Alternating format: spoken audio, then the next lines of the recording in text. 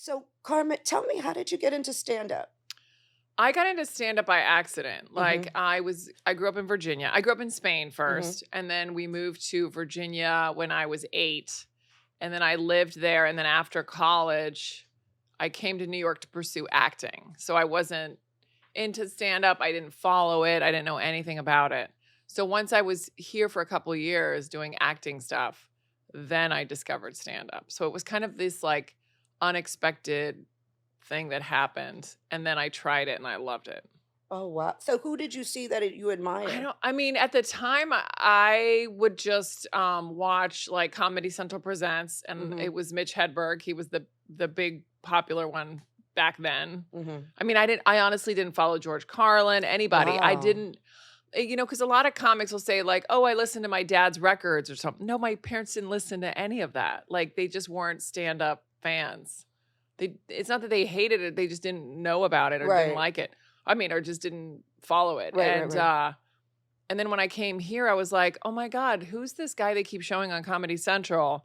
And it would be like Mitch Hedberg and, just I don't even know at this Various. various comics. And I was like, but that wasn't even what got me started. It was my friend said, "Let's go to a comedy club." And I was Mm-hmm. like, I don't know what that means, but I'll Mm-hmm. go. This sounds fun. And we went to a club and I was like, wow, these people just stand here and tell jokes. I thought they were just funny people. I didn't know people wrote jokes. I thought they just stood up And they just and randomly they said just what? said funny things. And then I got really jealous because I was like, I want to be one of those people, but that's not who I am. And then someone told me, no, people write jokes. So I took a writing class. Oh, where'd you take the writing class at? I took at Caroline's Comedy Club. Oh, okay. When they were open. When they were open, Way yeah. before. And it was like 7. First, I took a 3-day class through the Learning Annex. I don't Mm-hmm. know if you remember Oh, that. yes. And then I was like, wow, I really like this. And then I took an 8-week course, like a legit long course, because I was too afraid to go to open mics alone. So I was Yeah. like, if I'm going to do this, I'm going to have to take a class because I need like You want to be people. prepared. I Yeah. want to have like a group. I was just too scared to walk into a club by Yeah. I myself. don't know how some people just do that, or that just seems scary because you do need a routine. You do need to get the line. You do need to prepare yourself. But I've watched a lot of Kill Tony episodes where I'm like, Yes. how are these people just randomly like hanging out and then they go up? I mean, I think it's so different now because there's so many sources Mm-hmm. to watch stand up, and I think that's why beginners are so much better than like how we were at a year in, is Mm-hmm. because they can watch so Now, much. how many years have you been in? At this point, 20. I mean, Okay. I think I took a few years off here and there, and things slowed down, obviously during COVID. Yeah. But solidly, I started about 20 years ago. Oh, okay, Yeah. okay. Now tell me, you have a very interesting background, and remember, told you earlier, I wanted to question you about your mother is from. Say it for me.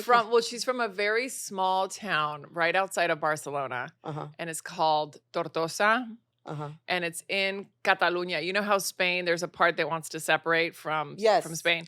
So the northeastern part, that is Catalunya. That's where Barcelona is, and that she's from there. So she's Catalana. Technically, she's, if you go to Catalunya, they'll be like, I'm not Spanish. I'm Catalana. Oh. But yeah, I grew up in Madrid. My dad was in the Navy, so we Mhm. moved around a lot.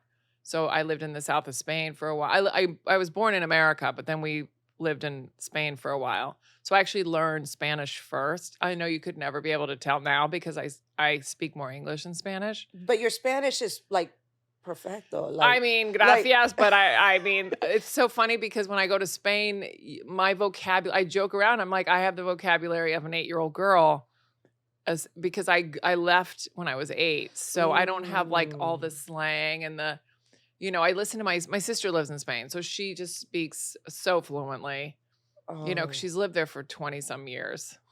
But I go there and I'm still like, hola, ¿qué pasa? That's how I Yeah. sound sometimes. Yeah, because I have to sit there and think. Like, I go in my head for certain words, like, como se dice en español? Like, I have to think for a second. Well, also because when I do stand up in Spanish, here it's mostly Latino. Mm-hmm. So some of the words don't translate, like, you know what I mean? I go to Spain and they're like, we say it like this. And then I say the word here and they're like, no, in Cuba, we say it like this, or in Peru, we say it like this. Or, Oh, yeah, so yeah. I'm learning all these words, which is pretty fun because if I say the wrong word and they don't laugh, I'll just yell it out. I'll be like, well, then how do you say blah, blah? So and the like, middle of your act, you go, ¿cómo se dice en español? Yeah. Like that. like, because I'll be like, like, or if a word slips my mind, like I remember one time I was talking about hiking Uh-huh.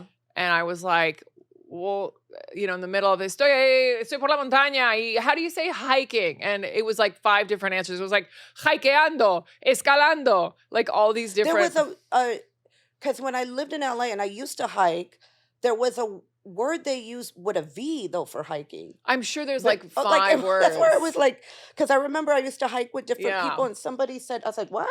Yeah. And it was like such a different word. Like I forgot what they said, but it began with a V and I never heard it. It was like, But it's funny because when I open for like a big Latino name uh-huh. and I'm like, how do you say what, such and such word? One of them, I don't know if Nanutria. He's really big. He lives in Buenos Aires. He'll be like, well, are you talking about Peru? Are you talking about Mexico? Are you talking about? And I'm like, oh, like everyone kind of has their own word. Yeah. So it's been kind of an educational thing too. Oh yeah, for me too. Because then I'll say the Latino word in Spain and they're like, yeah, we don't say that. And I'm like, yeah. No. Growing up, I had the Cuban side, and then I had my mother's Puerto Rican. My mother is basically New York Rican. I tell people. Yes. And then my grandfather was from Spain, but they would make fun of his Spanish. So it was like tossed. Different words were always just tossed around. And I've always was confused. And then when taking Spanish in school, that was always like a nightmare because they would say the nosotros. Like who says nosotros Or like in Spain, you say vos, or no, is it vosotros? And then I don't think in Latin American countries no, they you don't say say vosotros, that at all. right? And I said I would Yeah. have teachers, and I was like, "What's this vosotros?" Like, Vosotros. yeah, like and they would Yeah. come down hard on me with any little pronunciation. So when you started doing stand up, when was it you first got into performing in Spanish? Because I'm fascinated with it, the way you do it. 'Cause- I think I started about maybe like just trying it Uh-huh. 10 years ago. Because when I first told my relatives in Spain that I was doing stand up in New York, they had no idea what that. They were like, "Are you drawing for comic strips? Like, are you a clown?" Like, they didn't understand it. Payaso. And it really wasn't a thing. And then the more I went to Spain, because we would go all the time to see my sister and her kids. Uh-huh. And then as time went by, I would see like open mic at a bar and I was like, wow, it's coming here. And then you slowly meet comedians and you befriend them. And then I've had a couple of Spanish comics let me go on the road with them. Wow. And it was really hard because at least here you have so many like places to do 5 minutes. Right. But one of my first Spanish shows was 20 minutes in front of like 200 people, and I bombed so hard. And it was they could smell my fear, but it was also like it's not just the language. You have to like translate the humor. Like it's The different humor. it's like a game. It's a puzzle. You have to figure it out. Yeah. And I'm just glad I never gave up. Right. And I think it's because I could just leave the country. Like, I'm like, oh, they don't like me. I'll just fly home. Go back to New York. Yeah. Yeah, because I mean, it's kind of a bonus to do another language. Like you have, like I just filmed 2 specials, one in English and one in Spanish. And I was like, you know what? I got my English one down. Let me just experiment and try the Spanish one and do an hour. Where can we see the Spanish one? Because I really want to. I don't know yet. I have a Okay. contract with a potential person. Okay. And when I know, I'll tell you. Okay, I'm dying to watch it. But so. yeah, I hope it all works out. Yeah. And then Yeah. you'll see it. Wow. That's amazing.